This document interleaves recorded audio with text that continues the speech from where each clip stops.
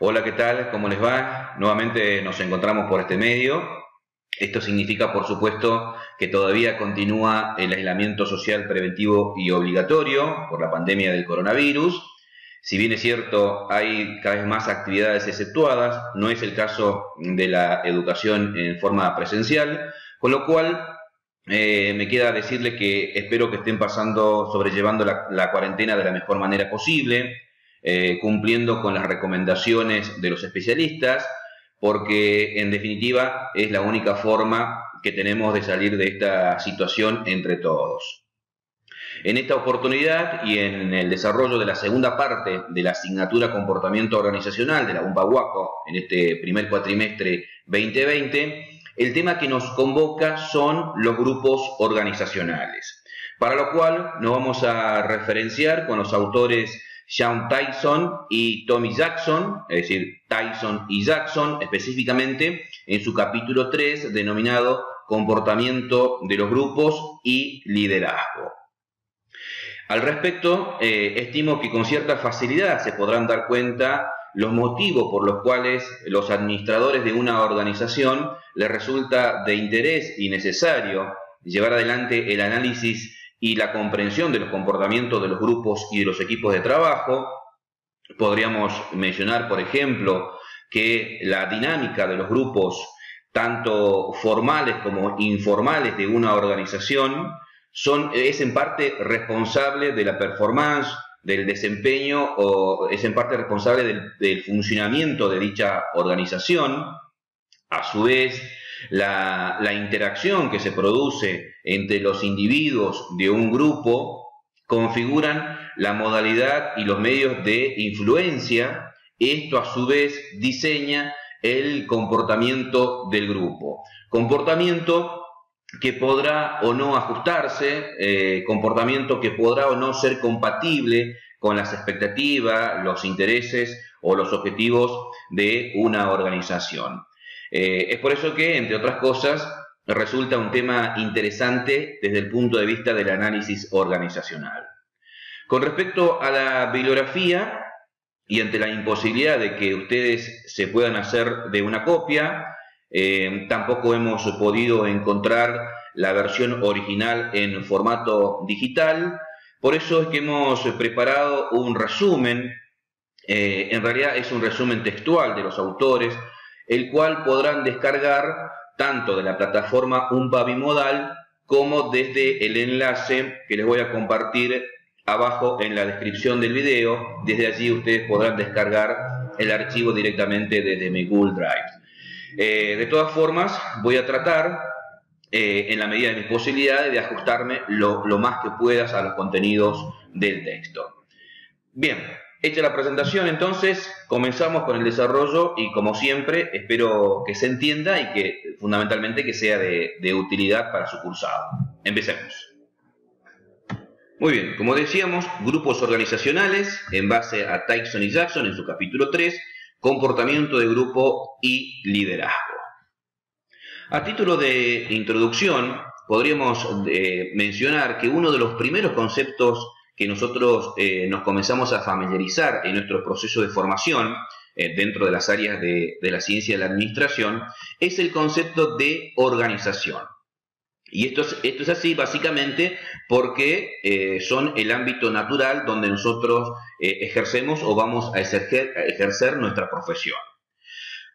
La primera mirada sobre la definición de organización nos muestra como un sistema abierto sociotécnico. Es decir, debemos entender a la organización como un conjunto de partes que pueden tener un componente técnico, como un componente social, partes que, si bien es cierto, tienen cierta independencia y tienen su propia dinámica o su propia lógica, pero que en su funcionamiento interactúan con el resto de las partes de esa organización, es decir, que son interdependientes. Por ejemplo, podríamos convocar a un especialista en gestión de recursos humanos o gestión de personas. Este especialista podría hacer un diagnóstico sobre específicamente el personal, armar un plan de trabajo, establecer las estrategias para mejorar el desempeño, pero no se podría perder de vista que esas personas forman parte de esa organización y que están vinculadas con los otros componentes de esa organización. Es así, a su vez también, que la organización hay que pensarla como un sistema abierto, significa que está incorporado en otro sistema mayor, que es la sociedad, con la que interactúa, dependiendo el tipo y el tamaño de organizaciones, en mayor o medida, influyéndose mutuamente. Ahora bien, cuando comenzamos a separar esos componentes de una organización, podemos separarlo en 3 subsistemas. El primer subsistema, el subsistema técnico, aquí podemos agrupar todo aquello relacionado con el equipamiento, la tecnología, los procesos. Un segundo subsistema, el subsistema social. Aquí podemos incorporar todos aquellos aspectos relacionados con las personas y su funcionamiento dentro de la organización. Y ahí viene cultura organizacional, clima, valores, grupos, liderazgo. Y podemos incorporar también un tercer subsistema que está relacionado con aquellos aspectos de los cuales tenemos en cuenta al ejercer nuestra profesión, relacionado con la definición de los fines, de la misión, de los objetivos, de las políticas, entre otras cuestiones. ¿Qué es lo que se pretende con este primer esquema? Es básicamente presentar la idea de que cada una de esas partes debe y puede ser analizada por separado. Ese análisis va a depender de la perspectiva que nosotros le querramos dar o la perspectiva que nosotros queremos utilizar para llevar adelante nuestra función. Por ejemplo, en este caso, teniendo la identificación de los temas de grupo, liderazgo, podríamos incorporar también la definición de equipo de trabajo. Estos conceptos podrían tener una mirada, por ejemplo, desde la ciencia de la administración. Y así nosotros podremos encontrar textos relacionados con cómo mejorar el desempeño del grupo, todo aquello relacionado con el coach. Podemos encontrar herramientas como, por ejemplo, el liderazgo efectivo situacional de Hersey y Blanchard, entre otros aportes, entre otras herramientas. Pero también estos mismos conceptos pueden tener un análisis de las perspectivas desde la sociología, que es en definitiva, es esta la mirada que estos autores que nosotros estamos utilizando le da sobre el grupo, que es el tema que hoy nos convoca. Con lo cual, ustedes se podrán dar una primera idea que el análisis, la identificación y el análisis de los grupos en la práctica no es tan sencillo. Lo que hacen los autores nos proveen algunas herramientas para identificar y analizar determinados comportamientos, siempre aplicado específicamente al grupo en el que nosotros, en los grupos en los que nosotros pretendemos trabajar. Es decir, que con estas herramientas nosotros podríamos llevar adelante este análisis y esta descripción, pero que los resultados de ese trabajo difícilmente se puedan aplicar a otros grupos en otras organizaciones. Y esto es básicamente porque las personas somos diferentes, reaccionamos a los estímulos de diferente manera y difícilmente el comportamiento de un grupo dentro de una organización sea igual a otro grupo dentro de la organización o a otros grupos dentro de otras organizaciones. Con respecto al tema liderazgo, en este punto quiero abrir un paréntesis y decirle, si bien es cierto, como dijimos al principio, el tema que nos convoca son los grupos organizacionales, también dijimos al principio que vamos a usar como referencia al capítulo 3 de los autores Tyson y Jackson, capítulo que se llama Grupos, Comportamiento de Grupo y Liderazgo. Esto significa, y si alguno de ustedes tiene la posibilidad de tener una copia del material, se van a dar cuenta de que en la última parte del artículo habla sobre efectivamente el liderazgo. Es un enfoque interesante, yo lo recomiendo que si tienen el material que lo puedan leer, pero no es el enfoque que nosotros le queremos dar a este concepto en la materia. Es por eso que el concepto de liderazgo se va a desarrollar en otro trabajo y con otros autores. Bien, ahora bien, continuemos. Antes de seguir con el desarrollo, es importante, obviamente, precisar con qué estamos hablando cuando estamos hablando de un grupo. Por eso es que vamos a ver entonces la definición de grupo. Una primera definición señala: grupo, dos o más individuos que influyen unos en otros por medio de una interacción social. En esta primera definición podemos encontrar al menos tres dimensiones o tres variables. La primera de ellas está relacionada con la cantidad, dos o más individuos. La segunda variable es la acción que se produce, que es la influencia. Y por último es el medio, es decir, a través de la interacción social. Con lo cual, con esta primera definición, se me ocurre que podríamos saldar ya una vieja discusión que tenemos en el aula, porque cuando el docente menciona que es una actividad grupal, que es un trabajo en grupo, los alumnos no deberían preguntar si lo pueden hacer en forma individual, porque es efectivamente un trabajo grupal, es decir, por lo menos de esta primera definición, dos o más integrantes. Bien, continuemos. Una segunda definición de Cartwright y Sander en esta ocasión menciona: un grupo es un conjunto de individuos que tienen relación entre sí, que los hacen interdependientes en grado considerable. En esta definición se agrega una cuarta dimensión que está relacionado con el nivel de interacción que tienen los integrantes de ese grupo, que son interdependientes en grado considerable.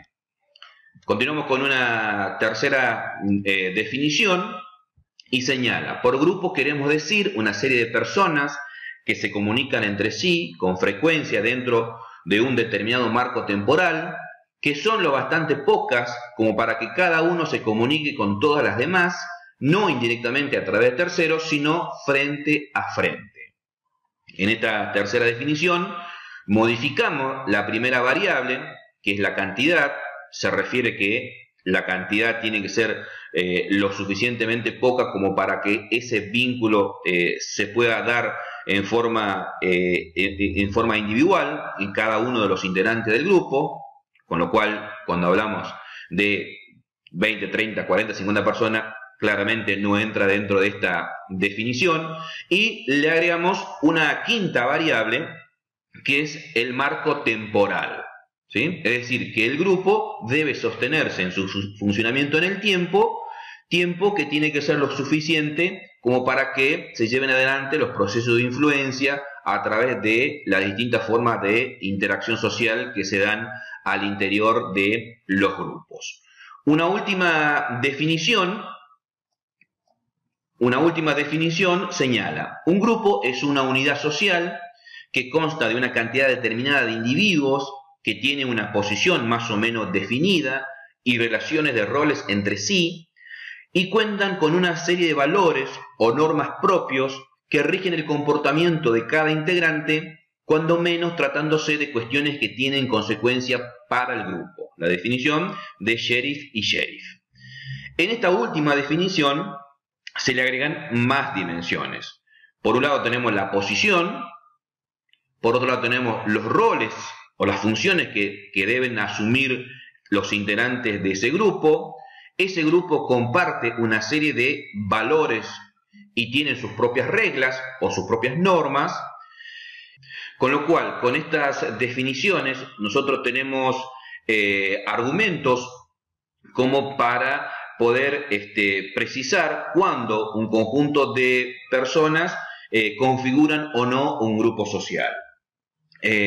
Por ejemplo, podríamos pensar en este escenario, donde una cantidad determinada de personas, en su mayoría personas desempleadas y con una situación de riesgo, se autoconvocan, establecen una primera asamblea y deciden llevar su reclamo a través de un corte de ruta.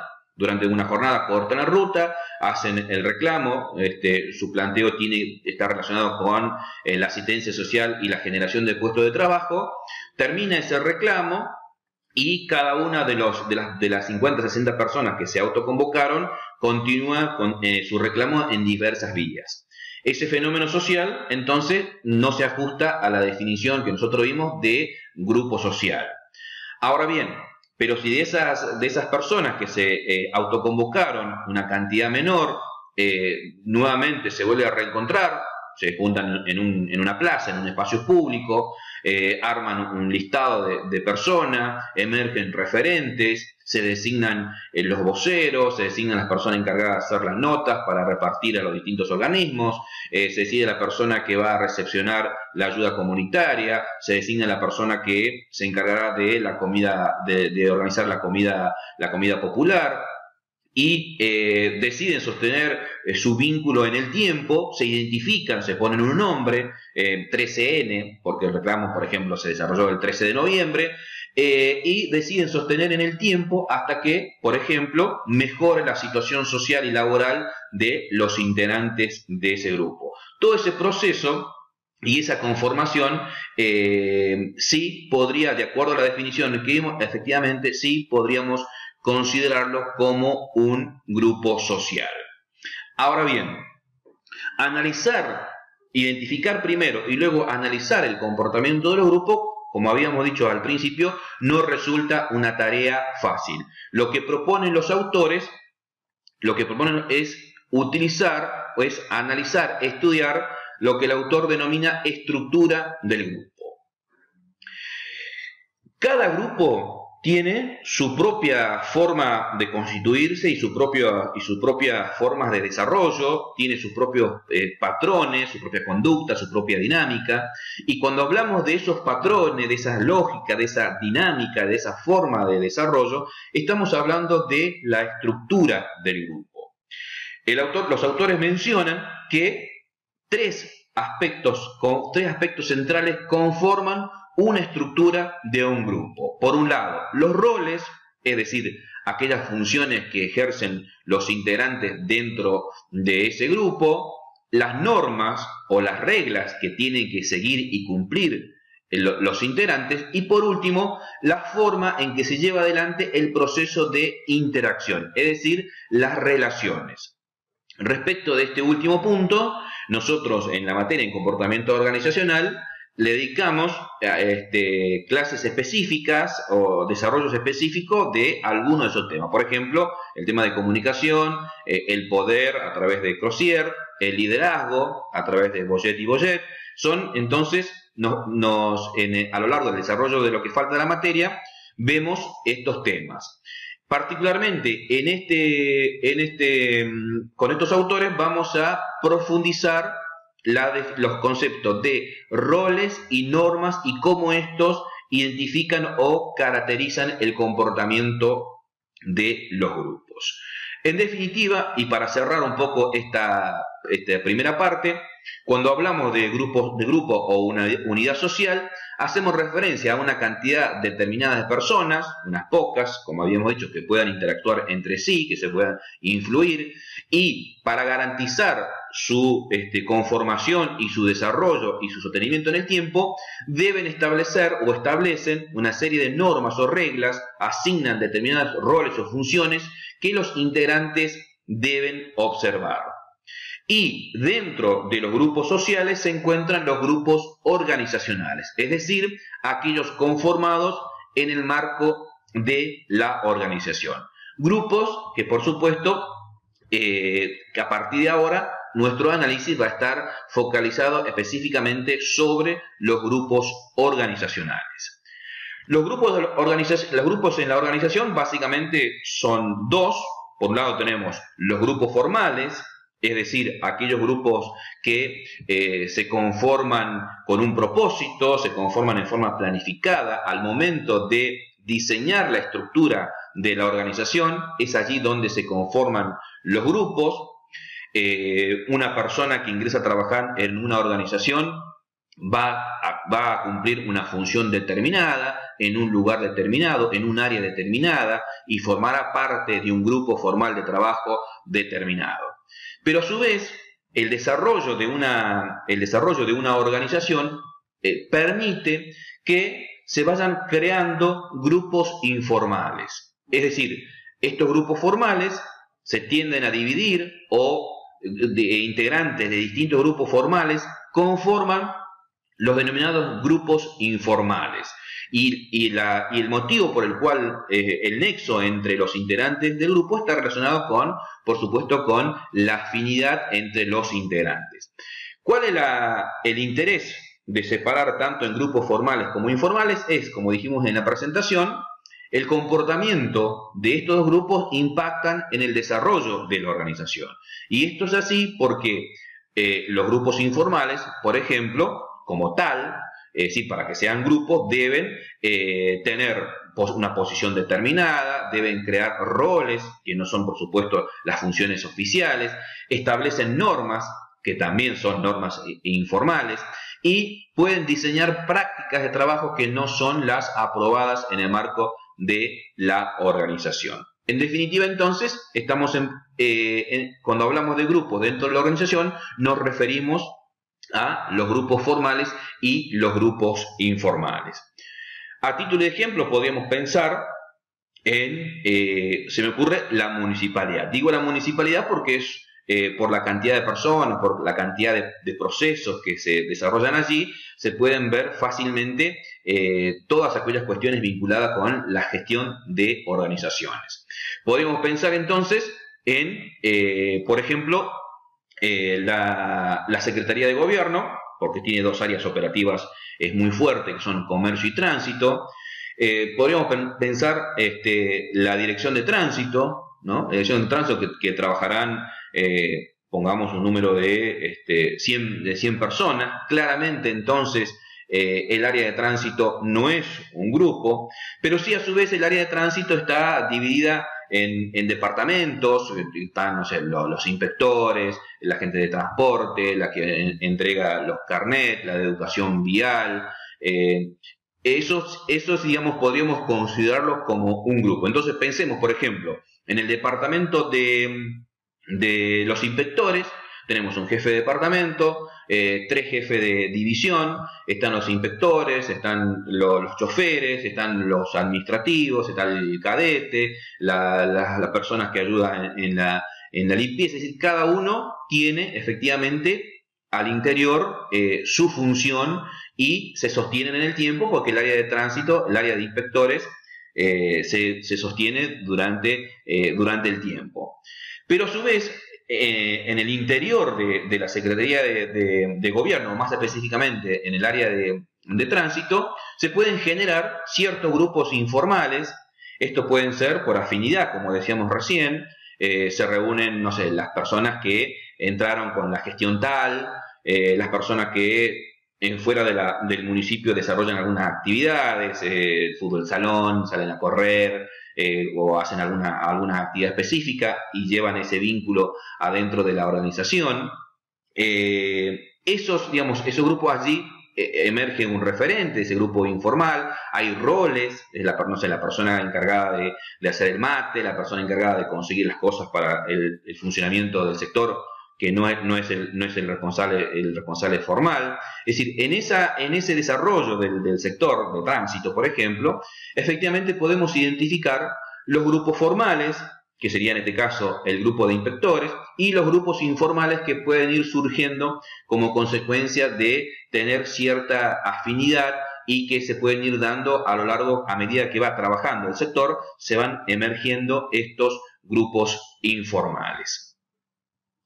Bien, entonces, de esta forma podemos mencionar que de aquí en más vamos a hablar efectivamente de los grupos formales e informales. Siempre nos referimos a grupos dentro de una organización.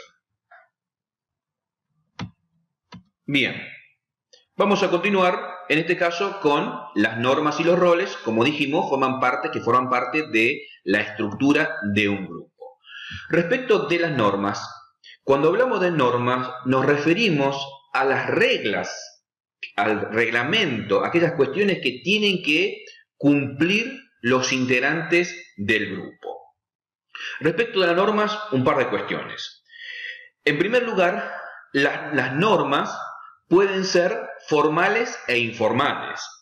En un grupo informal difícilmente vayamos a encontrar normas escritas, es decir, normas formales. Sin embargo, en un grupo formal, efectivamente, sí podrían estar alcanzados tanto por las normas formales como por las normas informales. Es muy habitual que en determinadas organizaciones que no se lleva adelante un proceso de estandarización y de normalización de los procesos, es muy probable que la mayoría de las normas de comportamiento de esa organización sean informales. Es decir, cuando es una norma formal, obtiene el grado de formal o se formaliza cuando se instrumenta con algún instrumento legal o algún documento. Entonces, por ejemplo, en el ejemplo que nosotros estamos siguiendo para el grupo, podríamos decir que las normas formales se encuentran en el estatuto del empleado municipal, en algún memo, en alguna circular, en algunas condiciones que se dejan por escrito respecto del comportamiento en el sector, y podrían también ser alcanzados por normas informales, aquellas normas que los otros grupos del sector de tránsito o de la Secretaría de Gobierno o del municipio no necesariamente le son aplicables. No sé, por ejemplo, el último que se va tiene que verificar que todo esté apagado, que todo esté cerrado, los placares o las bibliotecas estar cerrados, o el primero que llega debe prender los ordenadores porque demora mucho tiempo en cargar el sistema. Por ejemplo, podrían ser algunas normas que no están escritas pero que forman parte del comportamiento del grupo. Segunda cuestión relacionada con las normas. Las normas siempre tienen un elemento evaluativo, es decir, que se puede evaluar el comportamiento del grupo a partir de las normas y eso trae aparejado la aplicación de algún régimen disciplinario o algún tipo de sanciones. Sanciones que también pueden ser formales o informales.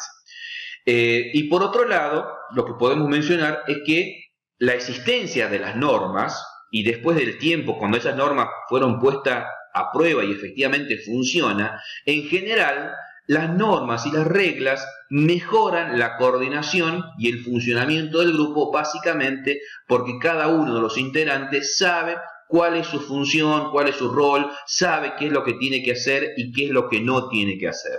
Y respecto de esto, es aquí donde aparecen una clasificación de las normas, que son normas prescriptivas, es decir, aquellas cuestiones que se deben observar, y las normas proscriptivas, es decir, que se destaca aquellas cuestiones que no se puede hacer en el funcionamiento del grupo. Insisto, las normas se clasifican en normas prescriptivas y en normas proscriptivas.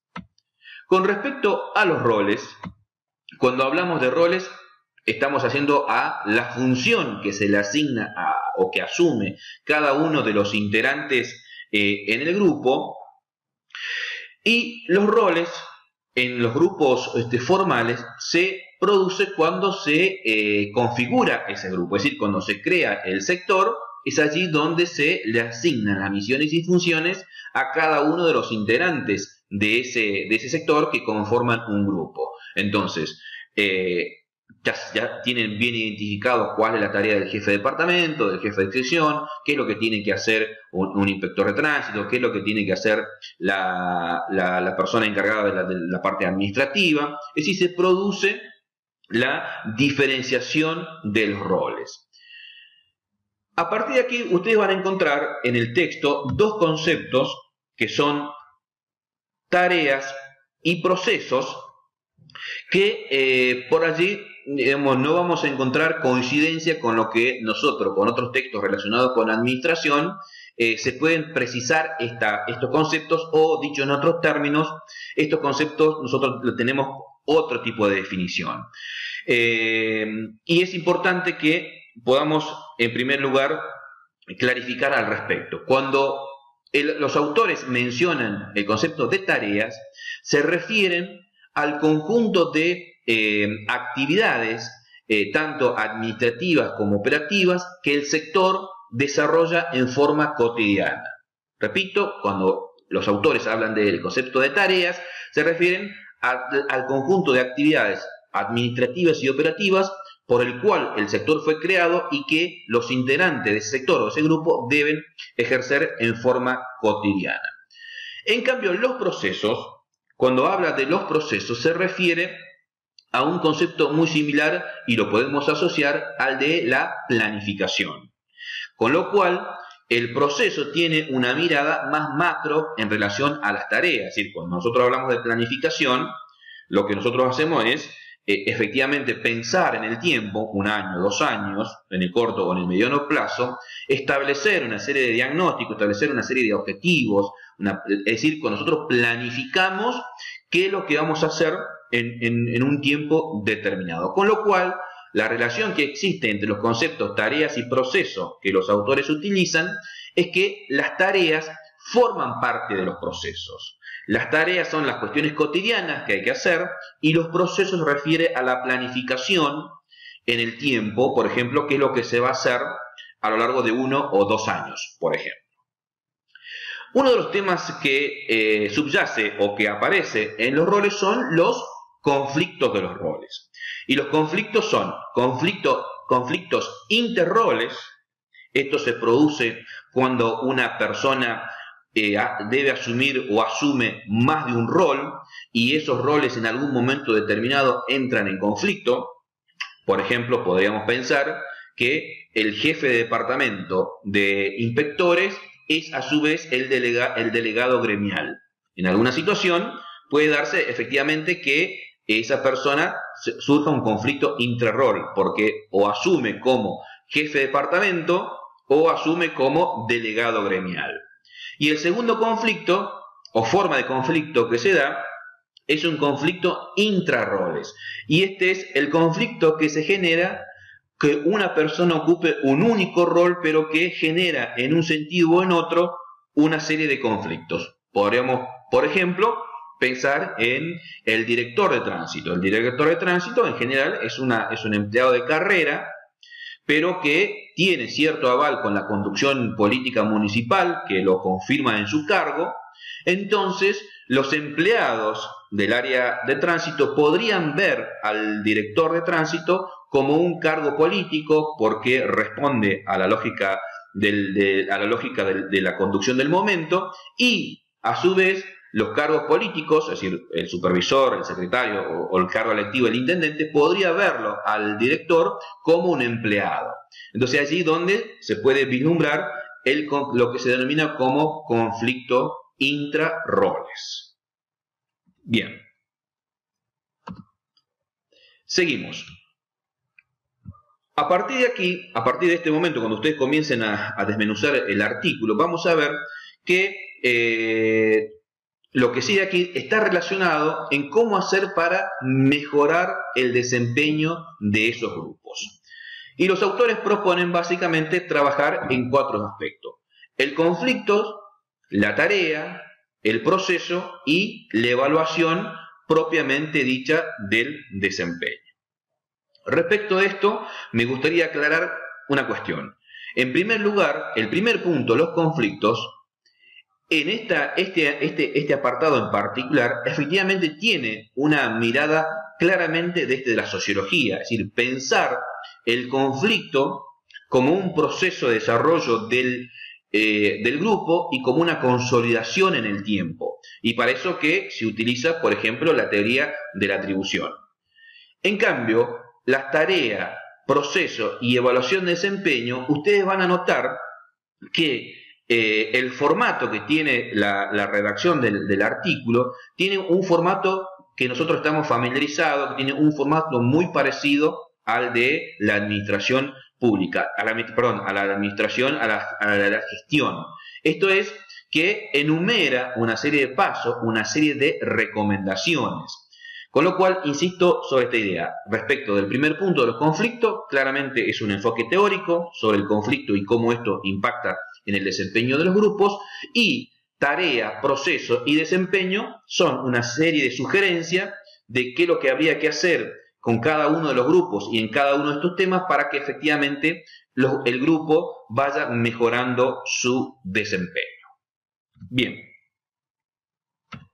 Con respecto al conflicto, les decíamos entonces que los autores se respaldan en la teoría de las atribuciones. ¿A qué se refiere la teoría de las atribuciones? En primer lugar, señala que si los integrantes del grupo atribuyen ante la presencia de un desacuerdo o de cierta disonancia entre ellos, si los miembros atribuyen a esa diferencia, a ese desacuerdo, a que detrás de ello hay realmente un interés genuino, porque cada uno de los grupos, si bien es cierto, tienen posturas diferentes respecto de lo que habría que hacer, pero su interés es que efectivamente el grupo mejore, que mejore el desempeño del grupo, si se tomen las decisiones acertadas. Entonces esas diferencias, esas disonancias o esos puntos de vista diferentes no configuran o no se convierten en conflicto.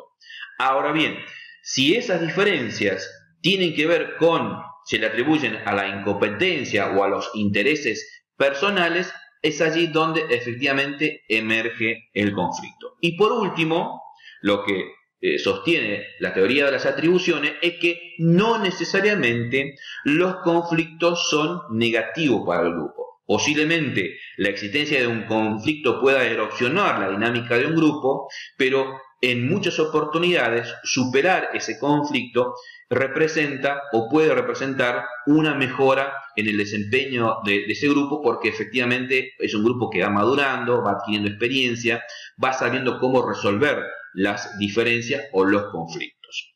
Entonces, esos son los tres pilares fundamentales de la teoría de las atribuciones respecto del conflicto y su impacto en el desempeño del grupo.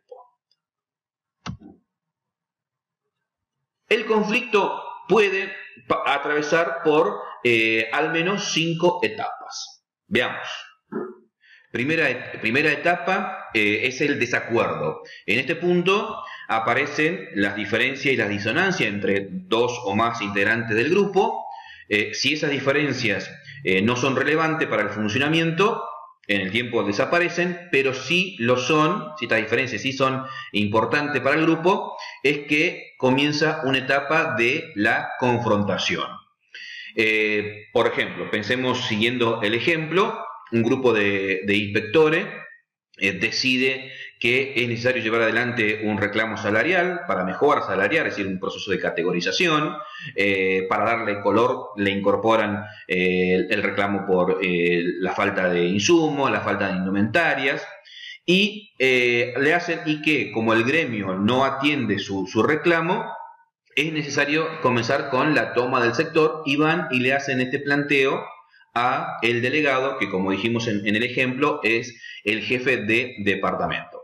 Y por otro lado tenemos otro grupo que entiende de que el reclamo es genuino, que está bien, que efectivamente hay que mejorar las condiciones laborales, pero que el reclamo se tiene que canalizar por los canales formales, y hasta tanto esto no ocurra, por ejemplo, no deberían tomar el sector, porque afectan a los vecinos que vienen, entre otras cosas, a pedir el carné, o que es necesario llevar adelante las tareas de control en la calle. Entonces ese es el desacuerdo, y a partir de allí, como es relevante para el sector, avanza hacia una segunda etapa, que es la confrontación. En este punto es aquí donde cada una de las partes se compromete con su postura, es decir, reafirma su opinión, y es aquí cuando, por ejemplo, emergen, entre otras cosas, las verdaderas intenciones. Y es aquí donde comienza efectivamente el conflicto, en la confrontación. Podría ser, por ejemplo, que hay intereses ocultos en que el primer grupo de inspectores están en desacuerdo con el jefe de departamento y plantean esta situación para ponerlo en una encrucijada frente al gremio, o que los inspectores que llevan adelante son militantes del otro partido que el gobierna, o podría ser que los que no quieren tomar el sector ingresaron con la gestión actual y entienden que ese reclamo los pone en desventaja o debilita al gobierno. Es decir, comienzan a ver a ponerse de manifiesto los diferentes intereses. De allí surge una tercera etapa, que es la intensificación, Y es aquí donde comienza un proceso espiralado del conflicto, es decir, que un conflicto da lugar a otro conflicto. Aquí donde las posiciones son más duras, donde la persuasión es reemplazada por la persecución, donde las promesas desaparecen y aparecen las amenazas. Entonces, por ejemplo, acá un grupo decide tomar el sector, el otro grupo decide trabajar en otro lugar, los que trabajan son identificados como traidores, como ovejas, los otros deciden secuestrar o poner en protección a los vehículos para que no puedan salir, el municipio decide, como menciona, que como no es un reclamo legítimo, que no tiene el aval de todos los compañeros ni del gremio, va a descontarles los salarios. Es decir, se tiene acá un proceso de intensificación donde emergen cada vez más los conflictos. Una cuarta etapa, que es la desintensificación. En esta instancia se espera que parte de los integrantes del conflicto puedan vislumbrar de que continuar con ese conflicto es una pérdida de tiempo o amenaza el sustento del grupo. Podría darse que algunos integrantes de los ambos bandos tienen un vínculo por fuera de los vínculos habituales y comienzan a charlar de armar una estrategia para salir del conflicto donde no haya perdedores, que en definitiva se busca en este tipo de conflicto. Y el último punto que promueven los autores que pasa la etapa del conflicto es efectivamente la resolución, y la resolución se puede dar de múltiples maneras. Podría ser que una de las partes en conflicto decida bajar su reclamo por el bien del grupo, podría plantearse que los líderes o autoridades o referentes tomen la decisión por el grupo, se podría hacer una asamblea y votar, y lo que la mayoría diga cumplirla, o podría ser un ejemplo extremo que, dada la situación, se decide desintegrar el grupo, ¿no? Si no hay grupo, no hay conflicto. Esa sería entonces una forma de también posible solución. Vamos a continuar, en este caso, con los tres últimos aspectos del desempeño. La primera de ellas es las tareas.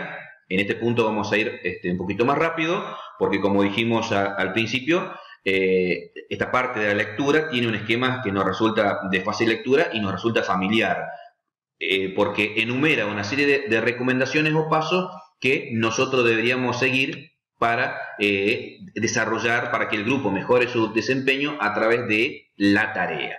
En el primer punto, que es el estudio y aclaración, es aquí donde, antes de comenzar el desarrollo de una tarea, deben aclararse determinadas situaciones que pueden presentar cierta ambigüedad. No sé, por ejemplo, que los inspectores van a hacer un operativo en conjunto con la policía, y que además de pedir los papeles habituales, hay que incorporarle el requerimiento de lo que establece el COE, es decir, el Comité de Emergencia, ¿no? Respecto de, por ejemplo, lo que pueden salir, lo que no pueden salir, si tienen el permiso para trabajar, etc.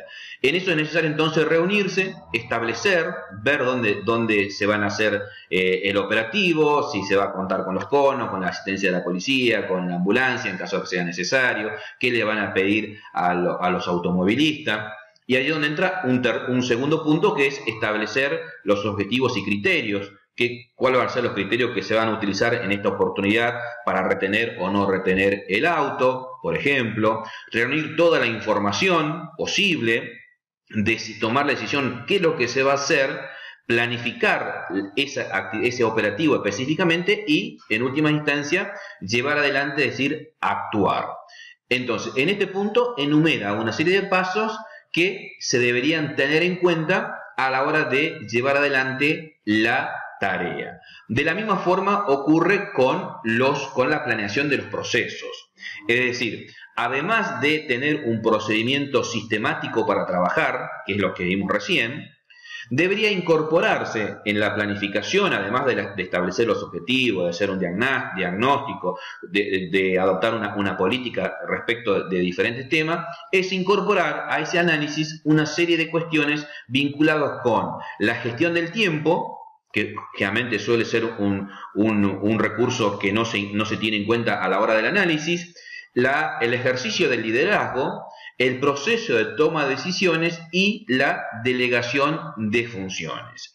Insisto con esto, cuando habla de la planeación de procesos, implica que además de tener un procedimiento sistemático para trabajar, además de tener hecho un diagnóstico, establecer las estrategias, las políticas y los objetivos que se van a cumplir en un periodo determinado, por ejemplo un año, deben incorporar estas 4 dimensiones, que es el tiempo, el liderazgo, el proceso de toma de decisiones y la delegación de funciones.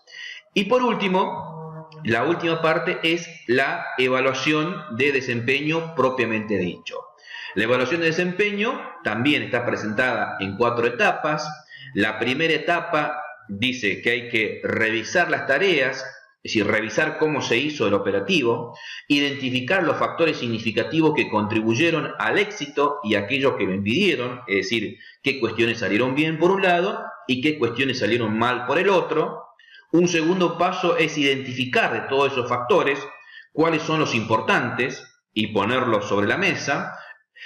La tercera etapa es un trabajo en conjunto con el grupo, esto es acordar un consenso, cómo se van a capitalizar los factores clave del éxito y cómo se van a atenuar los factores del fracaso. Y por último, lo que los autores proponen es llevar adelante un proceso de evaluación del desempeño, no solo del grupo, sino también el desempeño individual, es decir, evaluar el desempeño de cada inspector, de cada integrante que participó en el operativo. Esto sería entonces la parte del desempeño del grupo. Para cerrar la presentación, entonces, en resumen, podemos mencionar que las personas no solo dan vida a la organización formal prescripta, sino que además crean una organización formal dentro de ellas, es decir, aparecen los grupos informales. El funcionamiento de esa organización resulta de la interacción de los 2 grupos, tanto de los grupos formales como de los grupos informales como formales, y los grupos formales e informales afectan al desempeño de las organizaciones. Un poco es con lo que nosotros abrimos el tema y efectivamente estamos cerrando con este punto, porque allí donde radica la importancia y el motivo por el cual es necesario hacerse de algunas herramientas para poder identificar, analizar e interpretar el comportamiento de los diferentes grupos que conforman una organización. Hasta acá entonces hemos llegado con esta presentación. Espero que no sea larga, seguramente lo va a ser, pero fundamentalmente que quede claro, que ustedes cuando lean el texto puedan identificar lo que yo les mencionaba y que puedan aprovechar tanto este contenido audiovisual como el material para poder cursar y por supuesto rendir. Llegamos al final y será entonces seguramente hasta, si todavía seguimos en esta situación y hay que desarrollar con esta metodología otro tema, estaremos haciendo y comunicándonos por este medio. Hasta pronto.